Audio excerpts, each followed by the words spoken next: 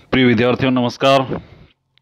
कल अपन ने जो तुलसीदास पढ़ा था उसमें मैंने आपको एक बताया था। तुलसीदास ने अपने बचपन के जीवन का वर्णन करते हुए कहा था कि माता पिता जग जाय तज्यो, विद्यु न लिख्यो कछु भाल भलाई। और मैंने ये बताया था कि ये विनय पत्रिका में से लिया गया है, जबकि वो गलत था। ये कवितावली में से हैं, तो वहाँ पर ये सुधार कर लेना। आप विनय पत्रिका की जगह आप कवितावली पढ़ें। आज अपना अगला कवि है राजयारा सोरठा कृपाराम खिड़िया। कृपाराम खिड़िया का जन्म 1743 ईस्वी में हुआ था और मृत्यु सन 1833 ईस्वी में। 1743 ईस्वी यानी 1700 से लगाकर 1900 तक का जो काल है वो हिंदी साहित्य के काल विभाजन के क्रम में रीतिकाल माना जाता है।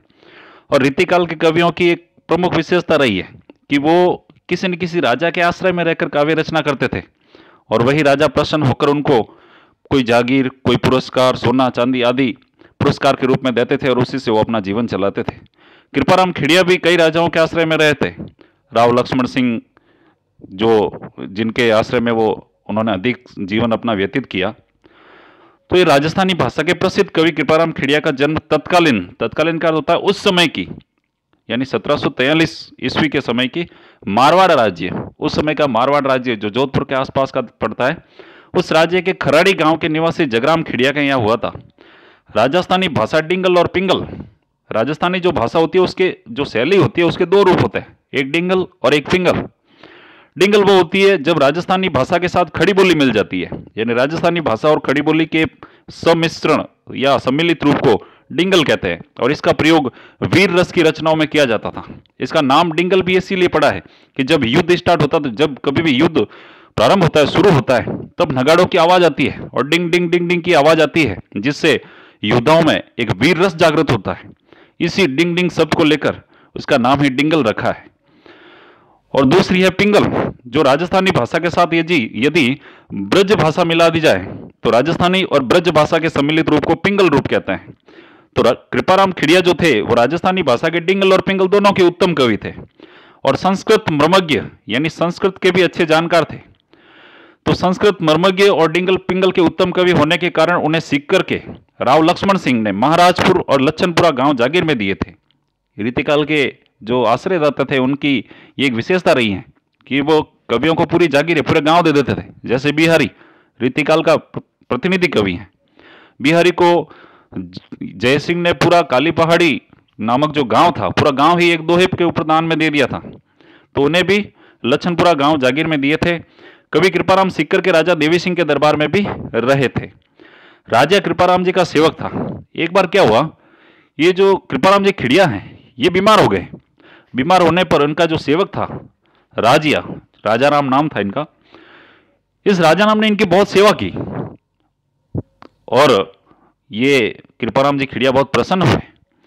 एक बार देखा कि ये राजा बहुत दुखी था, तो कृपाराम जी खिड़िया ने पूछा कि क्या हुआ, तुम इतने दुखी क्यों हो।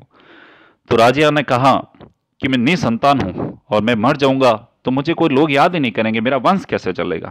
तो कृपाराम खिड़िया ने कहा तू चिंता मत कर, मैं तेरे नाम से ऐसे दोहे और सोरठे की रचना करूंगा जिससे युगों तक तुझे याद किया जाएगा।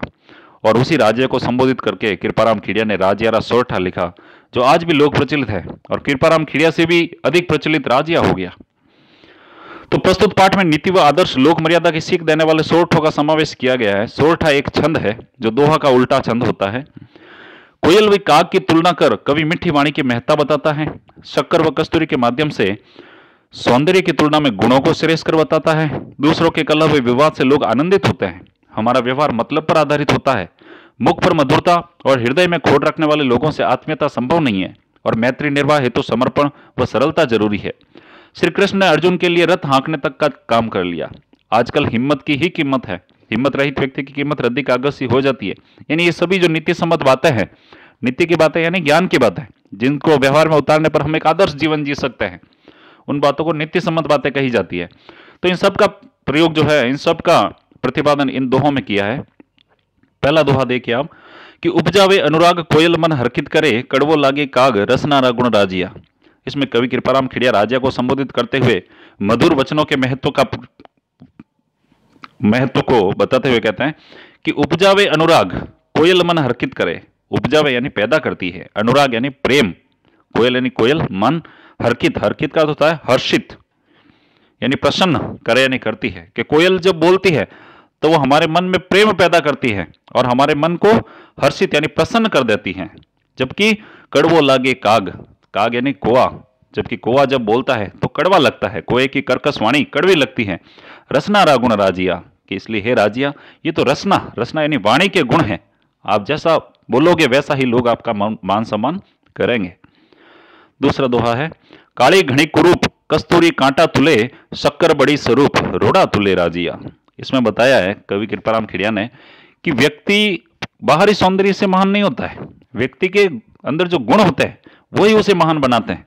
उदाहरण देकर समझाया है कि काली घनी कुरूप कस्तूरी कांटा तुले, कि जो कस्तूरी होती है वो काली यानी काले रंग की होती है, घनी यानी ज्यादा ज्यादा काली होती है, और कुरूप, कु लग गया यानी बुरा, यानी उसका रूप भी बुरा होता है, बड़ी भद्दी दिखती है, वो काली दिखती है, लेकिन फिर भी वो कांटा तुले। कांटा का अर्थ होता है एक छोटे से तराजू में बांट रख करके उसको तोला जाता है, बांट के आधार पर तुलती है वो, क्योंकि थोड़ी सी भी कम ज्यादा नहीं, क्योंकि वो बहुत महंगी होती है, उसका महत्व बहुत होता है, दिखने में भली वो खाली हो। जबकि शक्कर बड़ी स्वरूप और रोड़ा तुले राजिया, जबकि जो शक्कर होती है वो सफेद रंग की मीठी लगती है, अच्छी होती है, लेकिन फिर भी रोड़ा तुले राजिया, बाहरी सौंदर्य अधिक होने के बावजूद भी जो शक्कर होती है वो रोड़ा, रोड़ा का अर्थ होता है पत्थर के टुकड़े, कि उसको तोलने के लिए बाट पे एक साइड में पत्थर के टुकड़े रखकर उसको तोल दिया जाता है, क्योंकि उसका इतना महत्व नहीं होता। अर्थात केवल बाहरी सौंदर्य के आधार पर किसी व्यक्ति का महत्व नहीं होता, उसके गुणों के आधार पर ही उसका महत्व आंका जा सकता है। जैसे तुलसीदास जी का दोहा था कि जाति न पूछो साधु की, पूछ लीजिए ज्ञान, मोल करो तलवार को, पड़ा रहन दो म्यान, उसी से मिलता जुलता ये दोहा है। अगला, डूंगर जलती लाए जोवे सारो ही जगत, पर जलती निज पाए रति न सूझे राजिया। इसमें कृपाराम खिड़िया समझाते हैं कि डूंगर जलती लाए, डूंगर यानी पर्वत, जलती यानी जलती हुई, लाए, लाए का अर्थ होता है आग, जोवे, जोवे का अर्थ होता है देखना, सारो ही जगत यानी सारा संसार, कि जब किसी पर्वत पर आग लगती है तो सारा संसार देखता है। पर जलती निज पाए, लेकिन, पर यानी लेकिन, जलती यानी जलती हुई, निज यानी खुद के, पाए यानी पैरों में, खुद के पैरों में जो आग जल रही है, रति न सूझे, रति न सूझे, सूझे यानी दिखता है, सूझे, रति न यानी थोड़ा सा भी, खुद के पैरों में जो आग जल रही है वो उसे थोड़ी सी भी दिखाई नहीं देती। अर्थात लोग क्या करते हैं, दूसरों के घरों में जो आपसी विवाद, कलह, लड़ाई झगड़े होते हैं उनको जरूर आनंद आता है, वो देखते हैं, उनमें मध्यस्थता करते हैं, उनकी आलोचना, गुण दोष, उनकी टीका टिप्पणियां करते हैं, लेकिन उनके खुद के घर में जो आपसी कलह होता है वो उनको दिखाई नहीं देता। अर्थात पर्वत पर जलती हुई आग तो सबको दिखाई देती है, लेकिन खुद के पैरों में जो आग जल रही है वो किसी को नहीं दिखाई देती। इसको यही समझाया है कि पहले हमें खुद के घर के अंदर, खुद के अंदर जो कलह, विवाद, जो दुर्गुण है, बुराइयां हैं खुद के हृदय में, उसे पहले बाहर निकालें, उसके बाद लोगों के बुराइयों को देखें। अगला है, मतलब री मनवार छुपके लावे चूरमो, बिन मतलब मनवार राब न पावे राजिया। कवि कृपाराम खिड़िया कहते हैं कि प्रत्येक मनुष्य जो होता है, हमारा जो व्यवहार है वो स्वार्थ सिद्धि का होता है। जब तक स्वार्थ सिद्ध होता रहेगा हम उसके प्रति अच्छा व्यवहार करेंगे, और जैसे ही हमारा स्वार्थ सिद्ध हो गया हम उनका व्यवहार, उनका मान सम्मान करना या उनके प्रति जो है हमारा रवैया, व्यवहार है, उसमें हम बदलाव कर देते हैं। कि मतलब री मनवार, मतलब यानी स्वार्थ, मनवार यानी व्यवहार, कि हमारे जो व्यवहार है वो सब स्वार्थ के हैं। चुपके लावे चूरमो, यानी जब तक हमें किसी से कोई स्वार्थ सिद्ध होता रहेगा तब तक हम उसको चुपके से चूरमा तक भी खिला देते हैं। बिन मतलब मनवार, जबकि जब स्वार्थ सिद्ध हो जाता है या अब उससे स्वार्थ नहीं रहता है तब हमारा व्यवहार बदल जाता है और हम उसको राब न पावे राजिया, राब होता है एक गन्ने के रस से ऐसा बनाया हुआ होता है, न पावे राजिया, कि वो गन्ने का रस का बना हुआ जो साधारण पेय पदार्थ होता है वह भी हमें कोई नहीं पिलाता है, क्योंकि हमसे उनको कोई स्वार्थ की अपेक्षा नहीं रहती। दूसरा आगे है, मुख ऊपर मिठियास गट माही खोटा घड़े, इसड़ासों इखड़ास राखी जे नहीं राजिया। इसमें कवि कृपाराम खिड़िया राजा को संबोधित करते हुए कहते हैं कि ऐसे जो लोग होते हैं जो मुंह से तो मीठे बोलते हैं लेकिन हृदय के अंदर उनके लिए, हमारी लिए कुछ बुराइयां भरी हुई रहती है, ऐसे लोगों से मित्रता नहीं रखी जा सकती। कि मुख ऊपर मिठियास, कि मुंह के ऊपर तो मीठे बोलते हैं, और घट माही खोटा गड़े, घट यानी हृदय, माही यानी अंदर, खोटा यानी बुरे, गड़े यानी बुरे विचार लाते हैं, कि जो मुख से तो हमारे लिए मीठे बोलते हैं और हृदय में हमारे लिए बुराइयां पालते हैं। इसड़ासों, इसड़ासों यानी ऐसे लोगों से, इखलास, इखलास का अर्थ होता है मित्रता, राखी जी नहीं राजिया, कि ऐसे लोगों से मित्रता नहीं रखी जा सकती है। अगला है, साचो मित्र सचेत कहियो काम न करे किसो हरि अर्जन रे हेत रथ कर हाँ क्यों राजिया। कि साचो मित्र सचेत, कवि कृपाराम खिड़िया यहाँ सच्चे मित्र की विशेषता बताते हुए राजा को संबोधित करते हुए कहते हैं कि साचो मित्र सचेत, साचो यानी सच्चा, मित्र सचेत, सचेत यानी सावधान रहता है। कि जो सच्चा मित्र होता है वो विपरीत परिस्थितियों में हमारा साथ देने के लिए हमेशा सावधान रहता है। कई वो काम न करे किसो, यानी उसको कोई भी काम करने के लिए कहना भी नहीं पड़ता है, बिना कहे ही वो हमारे विपरीत स्थितियों में हमारा साथ दे देता है। जिस प्रकार हरि अर्जुन रे हेत, हरि हरि यानी कृष्ण, अर्जुन यानी अर्जुन, रे हेत, हेत यानी मित्रता।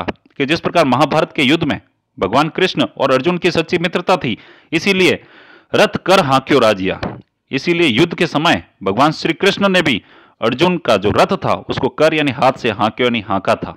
सच्ची मित्रता के कारण अर्जुन ने भगवान श्री कृष्ण को कहा भी नहीं था, उससे पहले भी भगवान श्री कृष्ण ने अपने हाथों से अर्जुन का रथ हांका था, क्योंकि उन दोनों में सच्ची मित्रता थी। अगला दुआ है, हिम्मत कीमत होए बिना हिम्मत कीमत नहीं करे न आदर कोय रद्द कागद जीव राजिया। कवि कृपाराम खिड़िया यहाँ हिम्मत का महत्व बताते हुए कहते हैं कि समाज में जिस व्यक्ति के अंदर बल पराक्रम हिम्मत होता है उसी का मान सम्मान होता है।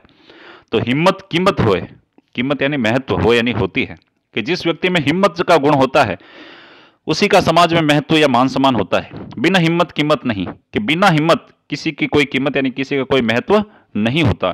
करे न आदर कोई रद्द कागज जो राजिया, कि बिना हिम्मत वाले व्यक्ति का कोई आदर यानी मान सम्मान समाज में नहीं करता है। ठीक उसी प्रकार जिस पर रद्द कागज यानी रद्दी कागज का कोई मान सम्मान नहीं होता, कोई महत्व नहीं होता, ठीक उसी प्रकार बिना हिम्मत वाले व्यक्ति का भी समाज में कोई लोग मान सम्मान नहीं करते हैं।